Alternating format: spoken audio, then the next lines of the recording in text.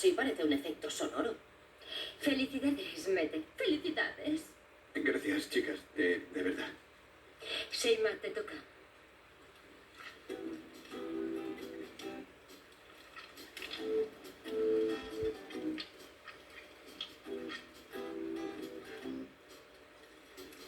Fresca.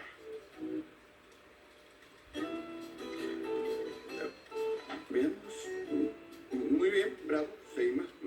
17 puntos.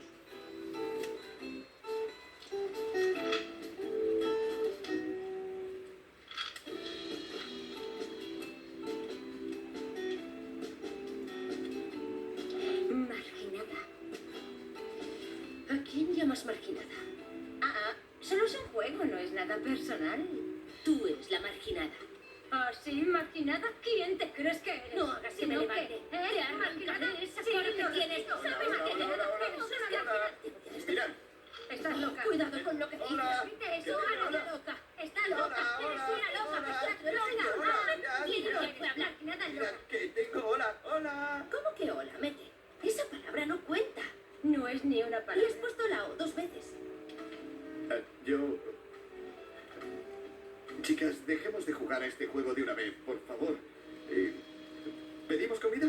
¿Qué os parece? ¿Una pizza o algo así? Buena idea, me muero de hambre. Normal. Comes mucho. Mira esas caderas, lo grandes que son. Mira quién fue a hablar. Tú eres una vaca bien alimentada.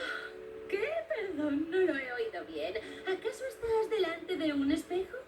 ¿Qué? Perdón, no lo ¿Qué he has oído dicho? bien. ¿Estás delante de un espejo?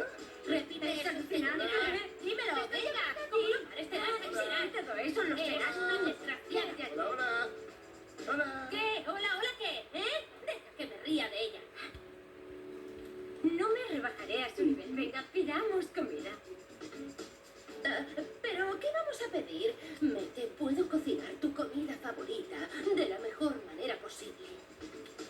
Vale, yo también cocinaré, entonces puedo intentarlo. No puede ser tan difícil. Debo tener una ama de casa en el interior. No hace falta, ya lo hago yo. No te preocupes, No, puedo lo haré sola. yo. Déjame, lo haré yo. ¿Qué estás Lo haré yo. diciendo? Te estoy diciendo que lo haré yo.